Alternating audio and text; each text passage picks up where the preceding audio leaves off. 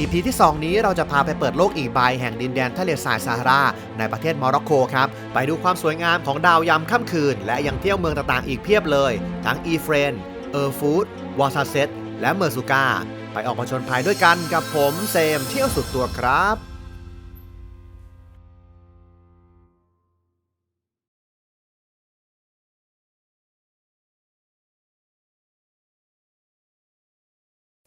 จาก EP ที่แล้วเราอยู่กันที่ Line at Face r e l a s Charters ครับเป็นโรงแรมที่สวยมากๆแม้แต่ห้องอาหารนี่ยังสวยเลยผมนี่ยืนงงในดงโซฟาเลยนะอาหารเช้านี่ก็จะเน้นเป็นพวกขนมปังอาหารท้องถิ่นแล้วก็พวกผลไม้ต่างๆเยอะมากในวันนี้เราจะเดินทางไปยังเมืองอีเฟรนกันนะครับเช็คเอาท์กันเรียบร้อยเนี่ยทางพี่โป้งหัวหน้าของเรนก็ให้คนมาเอากระเป๋าเราไปขึ้นรถทัวร์ครับส่วนพวกเราออกมาปุ๊บเนี่ยโอ้โหเสียตังค์ทันทีนะครับเพราะว่าก่อนเข้าโรงแรมเมื่อวานมีคนมาถ่ายรูปพวกเราครับทุกคนเลยนะแล้วเขาก็รู้ว่าเราอยู่โรงแรมนี้พี่แกก็ปริ้นมาวางขายแถมใส่กราฟิกให้ด้วยประมาณสัก70 บาทได้นะก็จัดไปคนละใบ2 ใบครับตรงนี้โอ้โหสวยๆทั้งนั้นเลย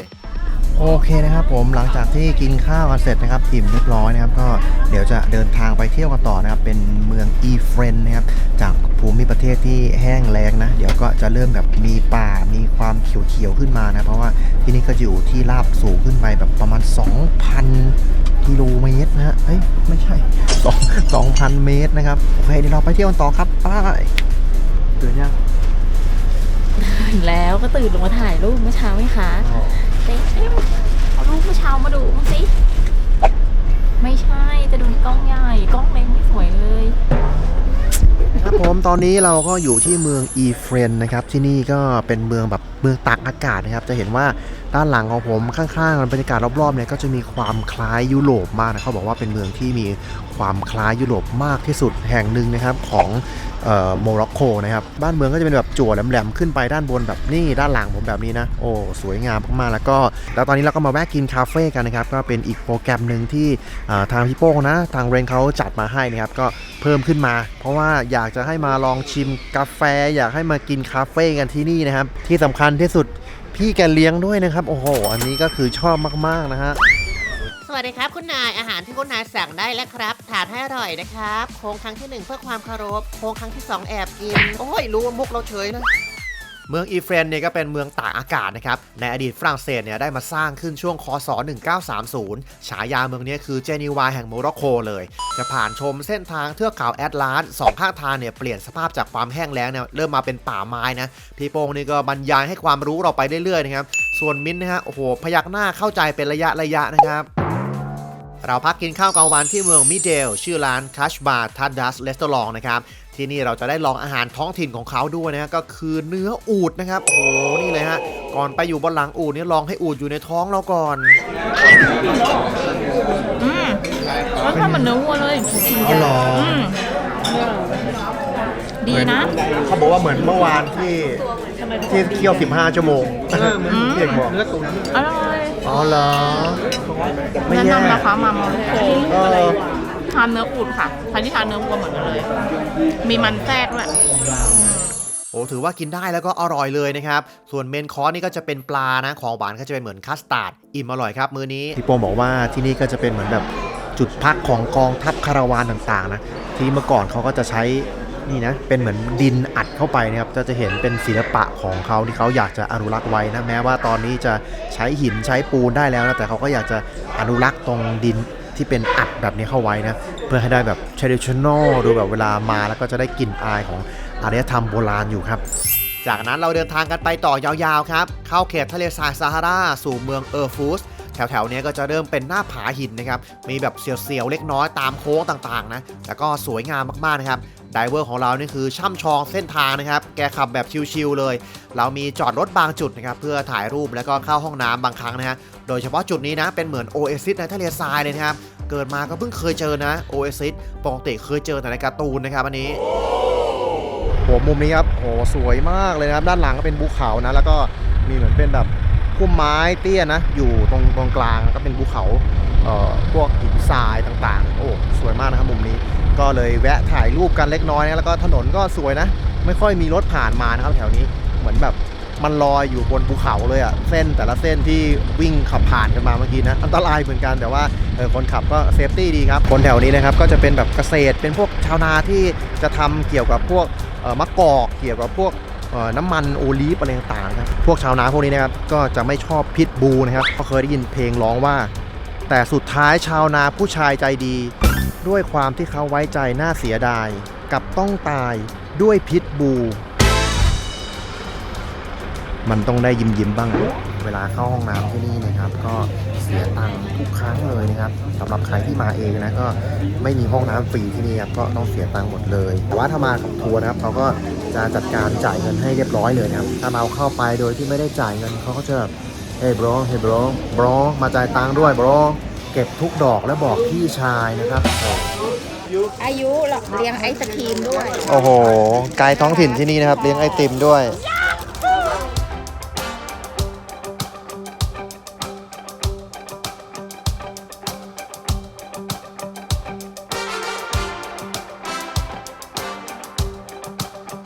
เราเดินทางกันมาถึงเย็นเลยนะครับและก็มาถึงจุดที่จะต้องเปลี่ยนรถเป็นรถเล็กแล้วก็จะไปกันเป็นแบบคาราวานเลยซึ่งจุดนี้เองนะครับที่ผมเอากล้อง360ยื่นไปด้านนอกตัวรถนะครับแล้วมันก็เกิดเหตุการณ์ที่ไม่คาดคิดครับ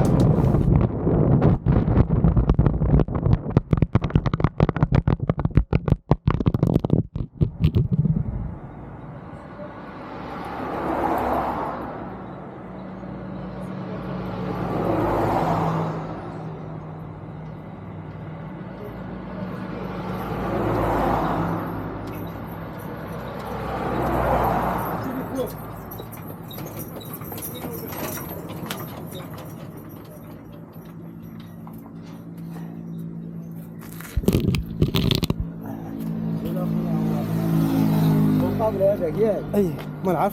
لا لا كاميرا هذه كاميرا هو ضايع ديه الاخر فين الاخر هو هذاك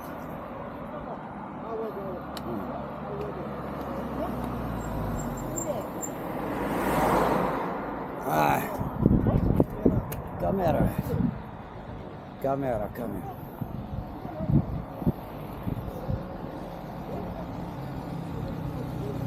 قلاوي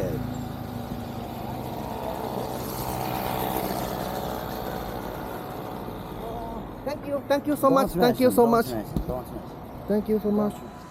โอ้ผมนี่คือชื่นชมคุณลุงที่เก็บมาให้มากเลยนะครับเราก็พูดคำอื่นไม่เป็นนอกจากขอบคุณจริงๆทำให้ดูเลยว่าคนบ้านเมืองเขาเนี่ยก็จิตใจดีมากๆครับยังไงก็ขอบคุณคุณลุงชาวโมร็อกโกอีกครั้งหนึ่งนะครับจากนั้นเราก็ขับรถเข้าสู่ดินแดนทะเลทรายซาฮารากันซึ่งมันก็จะมีทางที่เป็นดินแข็งๆอยู่ครับแต่บอกเลยว่าใครท้องอยู่นี่คลอดตรงนี้แน่นอนเพราะมันไม่ได้เป็นถนนนะครับจะเป็นดินตามธรรมชาติเลยก็จะต้องใช้ทักษะของคนขับเอาว่าจะไปเหลี่ยมไหนของทางนะหลบหลุมหลบบ่อหลบเนินกันเอาตามใจไดเวอร์ครับขับกันมาสักครึ่งชั่วโมงนะก็จะมาถึงนะฮะ Royal Luxury Camp Merzouga นะครับที่พักของเราในคืนนี้ครับ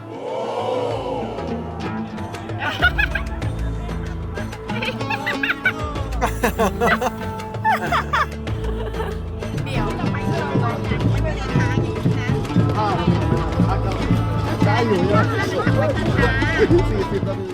ที่พักของเราก็จะเป็นเหมือนเต็นท์เล็กๆที่รายล้อมกันเป็นวงกลมนะครับตรงกลางเนี่ยก็จะเป็นพื้นที่กิจกรรมและก็โซนทานข้าวต่างๆก็จะมีดนตรีสไตล์ท้องถิ่นมาต้อนรับพวกเราด้วยตกแต่งสวยงามแล้วก็เวลาอยู่ท่ามกลางทะเลทรายมืดๆแบบนี้นะครับก็จะเห็นดาวชัดมากเลยสวยมากครับเราพักกันคู่ละหลังเลยด้านในก็จะมีสิ่งอำนวยความสะดวกต่างๆครบครันเหมือนกันนะครับเช่นพวกเตียงนอนแอร์ชั้นวางของโต๊ะเครื่องแป้งที่นั่งพักส่วนโซนห้องน้ำก็จะมีม่านกั้นไว้แล้วก็มีเครื่องทำน้ำอุ่นให้เราด้วยเราก็จัดข้าวของกันสักพักก็ออกไปข้างนอกเพื่อไปกินเวลคัมดิ้งกันนะครับเขาก็จะมีจัดเป็นคุกกี้น้ำชาต่างๆครับเป็นพวกอาหารท้องถิ่นนะก็ได้ฟีลเหมือนแบบเข้าค่ายลูกเสือเลยนะครับตรงนี้ตอนแรกก็คิดว่าลำบากนะก็ไม่ได้ลำบากเลยพี่โป้งก็จะมีแจ้งกำหนดการต่างๆว่าพวกนี้จะต้องตื่นกันตั้งแต่ตีห้าเลยเพื่อมาขี่อูฐกันนะครับเป็นกิจกรรมไฮไลท์ของที่นี่เราก็ดินเนอร์กันที่นี่เลยนะครับแล้วก็จะรีบเข้านอนกันทางที่พักเขาก็จัดเตรียมโต๊ะไว้ให้เสร็จสับเลยนะครับบรรยากาศดีมากๆนะเหมือนได้แบบฟีลลิ่งของการผจญภัยดีจริงเลย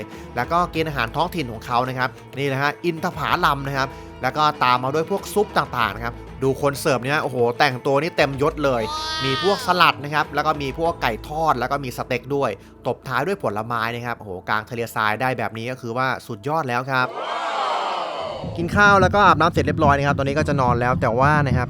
โอ้โหทีมงานคึกซะเหลือเกินนะครับผมดูเสียงข้างหลังนะครับเพราะว่าพรุ่งนี้เราจะตื่นกันแต่เช้าเลยนะครับเราจะไปขี่อูฐกันนะตื่นกันประมาณตั้งตี 5แล้วก็ตี 5 ครึ่ง 6 โมงพวกนี้ก็จะเป็นช่วงเวลาที่พระอาทิตย์ขึ้นนะครับเราก็จะไปอยู่บนหลังอูฐแล้วก็ถ่ายรูปถ่ายวิดีโอกันสวยๆนะครับ EP ที่แล้วนะผมแพลนว่าจะเอา Insta 360นะครับ X3 นะครับเอามาใช้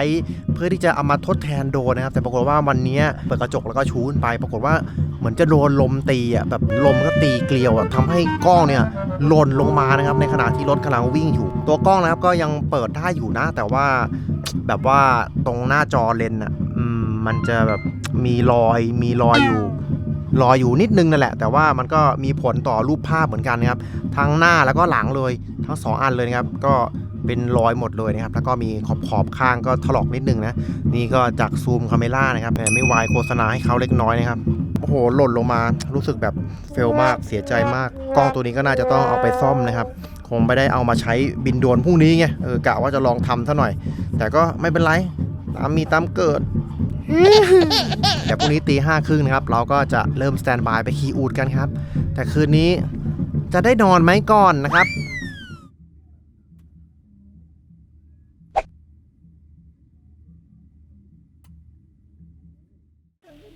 เช้ามานี่ก็คือยังมืดตื้ออยู่เลยนะครับพวกเรากว่า20ชีวิตก็จะไปขี่อูฐกันซึ่งเขาจะเอาอูฐมาหาเราถึงที่พักนี้เลยน้องคือแบบดูแข็งแรงนะไม่แคระแกนนะครับคนกับอูฐ20 กว่าตัวนี่ก็จับคู่กันไปนะครับจะบอกว่าตอนขึ้นนี่ก็ต้องระวังนิดนึงนะครับเพราะว่าอูฐเนี่ยมันก็จะมีเหมือนขา2 ข้อ 3 ปล้องนะเวลามันยืนเนี่ยมันก็จะมีจังหวะของมันก่อนยืนนี่ก็ต้องโน้มตัวไปด้านหลังหน่อยแล้วก็ต้องจับให้แบบมั่นๆนิดนึงตรงส่วนอานที่เราจับก็จะเป็นเหล็กนะมั่นคงดีแต่ก็ระวังฟาดหัวด้วยขึ้นกันได้เรียบร้อยทุกคนนะครับปลอดภัยดีก็ออกเดินทางกันนะฮะผมนี่ก็โอ้โหถ่ายไปขี่อูฐไปแล้วก็คือมืดแบบไม่มีแสงอะไรเลยนอกจากไฟฉายของหัวหน้าทัวร์นะครับแต่ความมืดก็ทำให้เรามองเห็นดาวได้แบบชัดเจนมากๆครับเป็นค่ำคืนที่แบบสวยสุดๆเลยครับ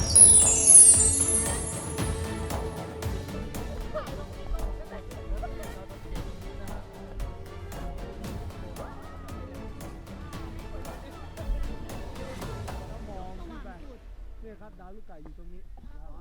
ติดกันเห็นไหมกลุ่มดาวเล็กๆเนี่ย3 ดวงติดกันนี่อะไรอะคะอันนี้คือดาวหาดูยาก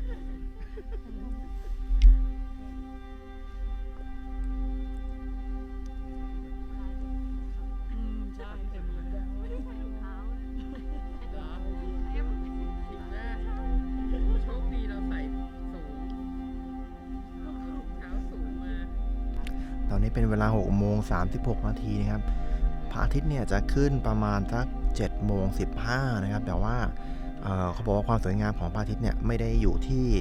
ตอนที่พระอาทิตย์ขึ้นมาแล้วนะแต่จะอยู่ที่ตอนที่กำลังจะขึ้นมาก็จะมีแสงแบบสีทองนะครับสวยๆอากาศตอนนี้ประมาณน่าจะ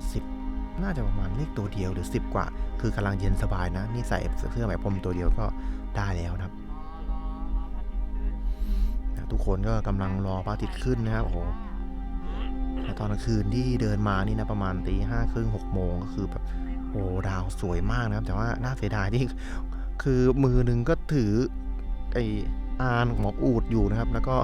มือหนึ่งก็ไม่สามารถที่จะจับกล้องมาถ่ายไปก็มองไม่ค่อยเห็นเท่าไหร่นะที่เราดูแล้วแบบมันมืดมากไงไม่มีแสงอะไรเลยสักนิดเดียวนอกจากไฟฉายของเขาแต่ว่าความมืดนั่นแหละก็ทำให้เราเห็นดาวเต็มท้องฟ้าเลยนะครับผมเป็นโมเมนต์ที่แบบดีมากเลยครับ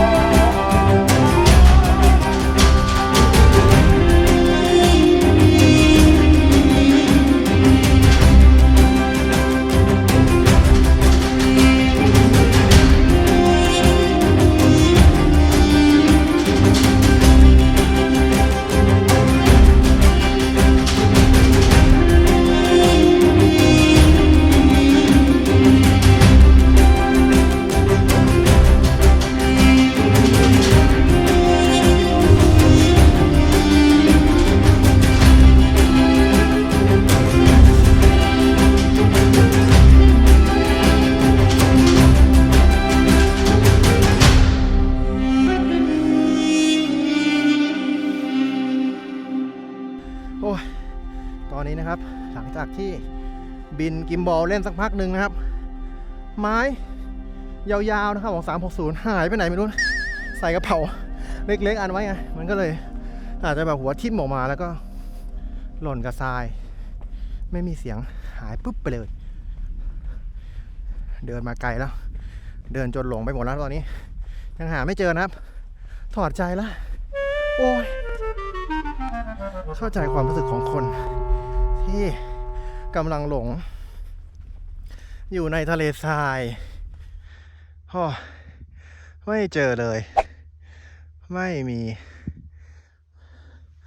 ไม้หล่นหายไปไหนไม่รู้นะครับตอนนี้โอ้ยดีนะนี่ยัง7-8 โมงนะยังเย็นๆอยู่ถ้า10 โมงนี่โอ้โหเอาเรื่องจริงๆเขาก็จะให้ขี่อูฐกลับเลยครับแต่ว่าเราอยากได้รูปไงอยากได้วิดีโอสวยๆกันเลยเดินเอาดีกว่าจะได้รูปได้เฮ้ยนั่นไงเจอแล้วโอ้ยนึกว่าต้องเสียตังค์แล้วโอ้ยในที่สุดนะครับผมโอ้ยไม้เจ้าปัญหาโอ้โหประโยชน์อีกอย่างหนึ่งก็คือเป็นไม้ค้ำถ่อได้นะครับ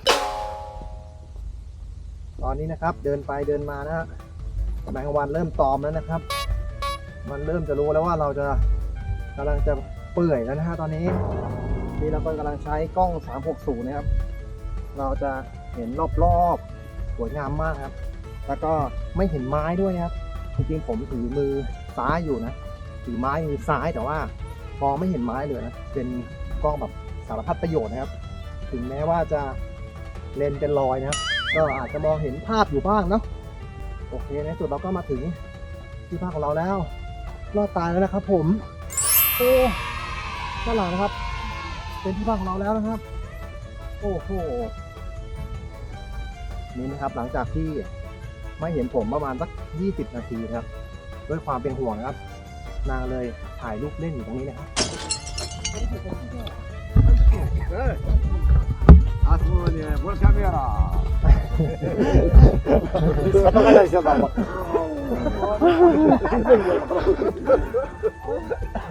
สามารถเล่นสเก็ตบอร์ดนะครับตรงทะเลทรายได้ด้วยโอ้เจ๋งมากเป็นไงเป็นห่วงเราไหม เป็นห่วงดิ แน่ใจเหรอรีบกลับมาทำอะไรถ่ายรูปต่อ โอ้โหกูด้วยความเป็นห่วงของนางนะครับนางก็เลยให้ถ่ายรูปมันต่อไปอีกประมาณครึ่งชั่วโมงประเด็นคือมันปล้นเสื้อเราไปด้วยให้เราแก้ผ้าต่อหน้าสาธารณกำนันครับโอ้โหชีวิต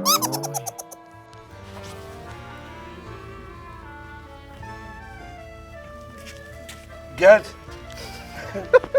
และเราก็มากินข้าวอาหารเช้ากันครับทางที่พักนี้ก็จัดเตรียมไว้ให้แบบเพียบพร้อมเลยซึ่งก็จะเป็นสไตล์ท้องถิ่นนะก็จะมีพวกขนมปังชากาแฟแล้วก็แบบแป้งแผ่นๆนะซึ่งพี่โป้งเราก็กลัวว่าจะกินไม่อร่อยนะครับพี่แกเข้าครัวนะครับไปจัดไข่เจียวไส้กรอกหมูหยองต่างๆมาให้นะครับโอ้โหเป็นไกด์แล้วก็ยังเป็นพ่อครัวด้วยผมนี่ก็ตั้งแต่ลงทะเลทรายยังไม่ได้กินน้ำสักหยดและน้ำส้มนี่โคตรอร่อยนะขอเมาไปทั้งเหยือกเลยแล้วกันครับตอนนี้ก็กินข้าวเสร็จเรียบร้อยอาบน้ำกันเสร็จเรียบร้อยเตรียมที่จะเดินทางกลับกันแล้วนะครับที่ Royal Luxury Camp แห่งนี้นะโอ้โหค่อนข้างสวยเลยนะครับแล้วก็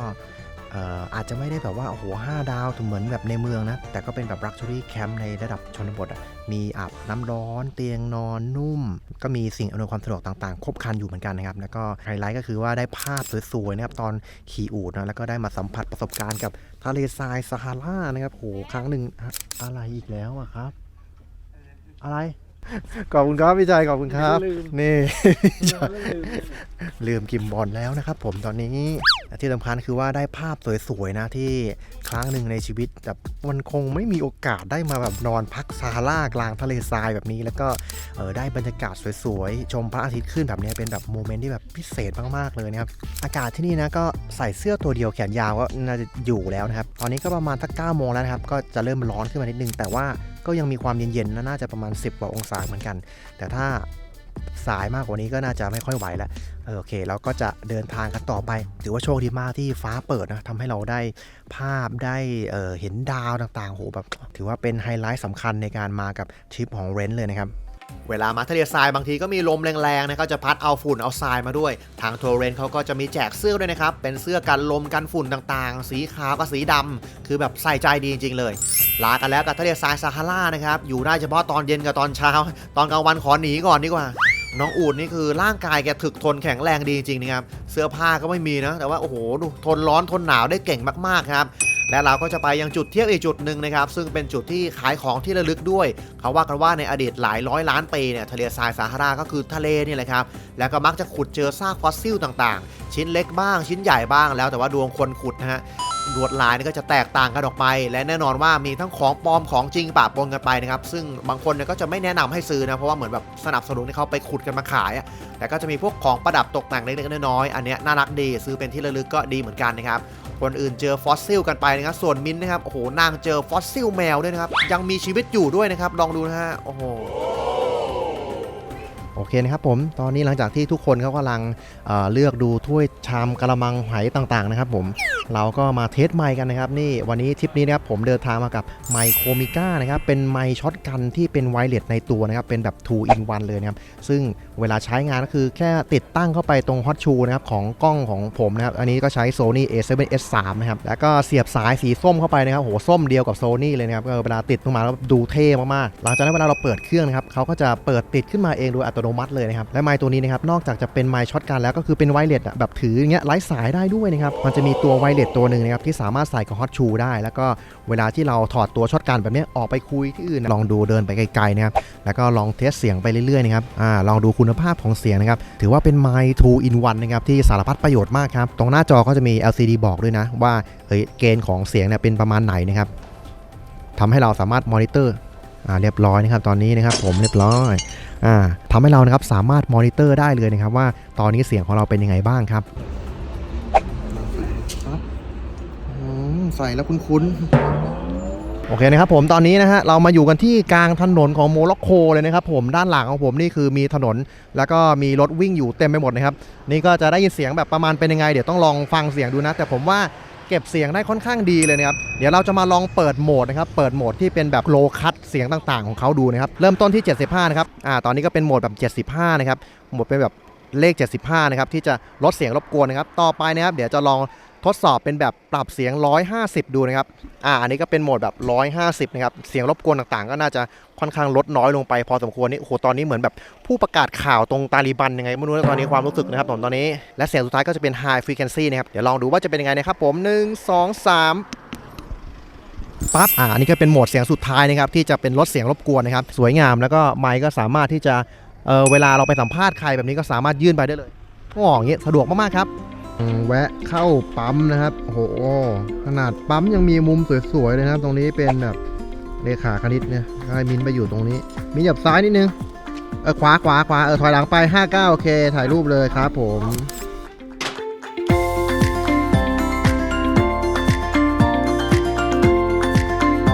ค่าเงินที่นี่ก็ค่อนข้างแพงอยู่เหมือนกันนะขนาดแมกนัมนะก็ประมาณ35 DRAM นะครับหรือประมาณ120-130 บาทค่อนข้างแบบราคาสูงมากเลยนะครับเจอของอะไรที่นี่ก็เอาไปคูณประมาณ 3.5 ไว้ประมาณนี้ครับ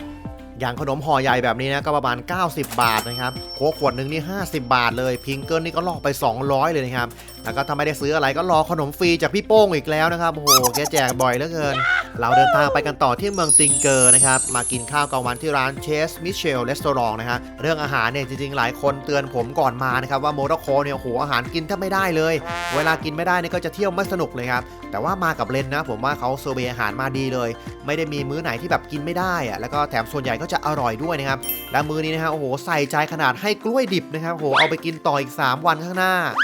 กินกันอิ่มหนำนะต่อไปเราก็จะไปชมวิวโอเอซิสเมืองติงเกอร์นะครับมีชุมชนท่ามกลางโอเอซิสด้วยเมืองนี้เคยเป็นที่ตั้งของกองทหารที่เดินทางมาจากวอร์ซาเซตด้วยครับวิวเมืองแห่งนี้นะครับสวยมากๆนะครับแล้วก็สามารถมองเห็นทะเลทรายซาฮาราได้เลยนะจากตรงนี้ใช่เหรอใช่ไม่น่าเชื่อนะว่าประเทศไทยเราคนหนึ่งนะมีนามสกุลของทะเลนี้ด้วยนะว่าก้องซาฮารานั่นก้องสหรัฐ ที่เที่ยวอีกจุดหนึ่งก็คือ Todda Joss นะครับเป็นแนวหุบเขาหินธรรมชาติคล้ายๆหน้าผานะมีลำธารอยู่ตรงกลางแล้วก็มีแนวเขาสีส้มแดงแปลกตาดีครับมีความกว้างของการเดินเนี่ยไม่กี่10 เมตรนะครับพร้อมกับกำแพงหินสูงกว่า160 เมตรตลอดทางเลยเป็นที่ที่นักท่องเที่ยวเนี่ยนิยมมาปีนเขากันด้วยครับ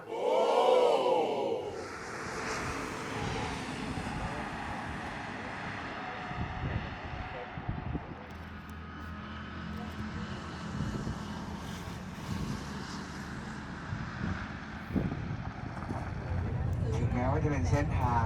เดิมแต่สิ่งหนึ่งที่เปลี่ยนแปลงตลอดก็คืออากาศนะฮะนี่ครับข้างหน้าสวยมากนะฮะเราไม่ค่อยได้มีโอกาสได้เห็นภาพแบบนี้นะฮะ เราเดินทางกันสู่เมืองวอซาเซสนะครับเป็นเมืองที่ถูกส่งเสริมให้เป็นเมืองท่องเที่ยวก็จะมีจุดท่องเที่ยวหลายจุดมากครับอากาศเมืองนี้ก็จะเย็นกว่าเมืองอื่นด้วยนะฮะและที่พักของเราในเมืองนี้ก็คือ Berbers Palace Hotel นะครับเรียกว่าเป็น the best hotel ในเมืองนี้ได้เลยการตกแต่งต่างๆนี่คือแบบโอ้โหสวยวิจิตรมากครับจังหวะที่พี่โป้งเช็คอินนี่เราก็เดินสำรวจโรงแรมกันเล็กน้อยเป็นโรงแรมระดับ5 ดาวที่หรูหราแล้วก็ดีไซน์เนี่ยโหกินขาดนะครับเราจะมากินข้าวเย็นกันด้านนอกด้วยซึ่งเป็นจุดที่มีสระว่ายน้ำด้วยนะครับวิวดีมากๆที่เมืองนี้ก็จะแต่งเป็นแบบป้อมปราการสูงขึ้นไปนะซึ่งมีเป็นแบบพันป้อมเลยสวยมากๆครับและมื้อนี้พิเศษมากๆครับตรงที่ว่าทัวร์บอกว่าจะสั่งอะไรก็สั่งได้เลยเต็มที่นะใครอยากกินอะไรจะเบิ้ลอะไรก็คือกินไปเลยมื้อนี้อาหารเลยแบบโอ้โหหลากหลายมากครับมีทุกชนิดทั้งคาวแล้วก็หวานครับเป็นมื้อที่แบบเปรมปรีนะกินกันจนแบบจุกๆกันไปเลยครับเป็นค่าอาหารมื้อนี้ 100,000 บาทครับ มีผ่อนจ่าย 0% 10 ปีไหมอะครับ Happy birthday to you เดี๋ยวต้อง make a wish Make a wish ถ้าเสียงดังด้วยนะ ต้องเสียงดังด้วย ต้องเสียงดังด้วยคนอื่นก็จะรู้ Okay I wish to come back to with friends again นะ Travel with friends again เป่าครับเป่า อีก one two three Oh my god. oh my god Let's go. bravo bravo ค่ะ thank you และโรงแรมที่นี่นะครับกว้างมากๆนะครับบอกตรงๆว่าเบลบอยยังงงว่าห้องผมอยู่ตรงไหนนะกว่าจะหาเจอนี่เดินปวดขาห้องนี้ก็คือจะเป็นสไตล์วิลล่านะเป็นที่พักแบบหลังๆเลยตกแต่งสวยงามสไตล์โมร็อกโกครับที่พักดูสะอาดและก็พวกสิ่งอำนวยความสะดวกต่างๆครบครันครับทั้งน้ำชากาแฟหมอนเตียงนอนนุ่มนิ่มดีครับมีทีวีมีที่เก็บของแล้วก็ของต่างๆในห้องน้ำก็จัดวางเป็นระเบียบเรียบร้อยสมกับเป็น the best hotel ในเมืองวอซาเซตแห่งนี้เลยครับBerbers Palace Hotel แห่งนี้นะครับค่อนข้างกว้างมากเลยนะครับและส่วนของทัวร์ของเรนนะครับก็จะเป็นที่พักแบบรูปแบบวิลล่าทั้งหมดเลยนะครับทุกคนก็จะได้ออกมาเป็นแบบหลังๆแต่ละหลังทางโลคอลไกด์นะคุยเขาเหมือนกันเขาบอกว่าด้านล่างของโมร็อกโกเนี่ยก็จะมีที่เที่ยวเหมือนกันนะครับเหมือนเป็นภาคใต้ของโมร็อกโกนะแต่ว่าก็จะเป็นสไตล์แบบเล่นเซิร์ฟเล่นบอร์ดพวกกีฬาทางน้ำอะไรเงี้ยเราก็คงไม่ได้ไปเล่นแบบนั้นอยู่แล้วประทับใจพี่โป้งนะที่เป็นหัวหน้าไกด์ทัวร์ของเราในทริปนี้นะครับโหคอยดูแลแล้วก็โลคอลไกด์นะชื่ออายุนะครับอายุและเพื่อนชื่ออะไรวันนะพลาครับเขาจะแบบว่าค่อนข้างเข้ามาดูแลแบบดีมากเลยคอยแบบดูแลตลอดเลยอะไม่ว่าจะมาเดียวมาคู่หรือมากัน3คนในทริปนี้นะก็พี่โป้งก็จะจับถ่ายรูปหมดเลยแล้วก็ไม่ปล่อยให้ใครเหงาเลยใครเหงานี่พี่แกจะเดินเข้าไปคุยสร้างเอนเตอร์เทนในตลอดก็คือเป็นเรื่องที่น่ารักมากๆเราเลยว่าหัวใจของคนที่แบบมีเซอร์วิสมายคนที่มีใจรักในการบริการเขาเป็นยังไงก็คือแบบนี้เลยครับประเทศนี้เป็นประเทศที่แบบมีเอกลักษณ์มีวัฒนธรรมแบบที่เราแบบสมมติตกแต่งบ้านสไตล์นี้ปุ๊บเราจะรู้เลยว่านี่คือสไตล์โมร็อกโกอะไรเงี้ยเหมือนแบบญี่ปุ่นอย่างเงี้ยโอเคแต่งบ้านแบบนี้คือสไตล์ญี่ปุ่นอะไรเงี้ยคือในโลกเรามันมีไม่กี่ประเทศหรอกที่เรามองแล้วจะรู้ว่าสไตล์นี้มันคือสไตล์อะไรเงี้ยซึ่งโมร็อกโกก็เป็นแบบเด่นมากในเรื่องนั้นนะครับเวลาที่เราขับรถไปเรามองไปทางซ้ายมองไปทางขวาเราก็จะเห็นบ้านเรือนต่างๆที่ตกแต่งสไตล์โมร็อกโกแต่แบบเปลี่ยนรูปแบบสีนั้นสีนี้รูปแบบชั้น1ชั้น2ชั้น3มีอาร์คิเทคมีรายละเอียดต่างๆที่แบบแตกต่างกันไปก็คือแบบสวยมากเวลาที่เราขับรถผ่านในเมืองนะก็จะแบบเพลินตาสุดๆครับเขาก็ชอบใช้สีส้มๆนะสีแสดสีชมพูโทนสีแบบโทนสีเหมือนสีอิฐโอเคสำหรับวันนี้ก็เดี๋ยวนอนก่อนนะครับนี่ก็เป็นการสิ้นสุด EP 2นะครับเดี๋ยวเราไปต่อกัน EP 3 EP สุดท้ายนะครับก็เหลือเวลาเดินทางอีกไม่กี่วันแล้วนะฮะเดี๋ยวเราก็จะเดินทางกันต่ออีก 3-4 วันสุดท้ายซึ่งก็จะมีไฮไลท์อีกหลายจุดเหมือนกันนะครับฝากติดตามกันตอนต่อไปนะครับ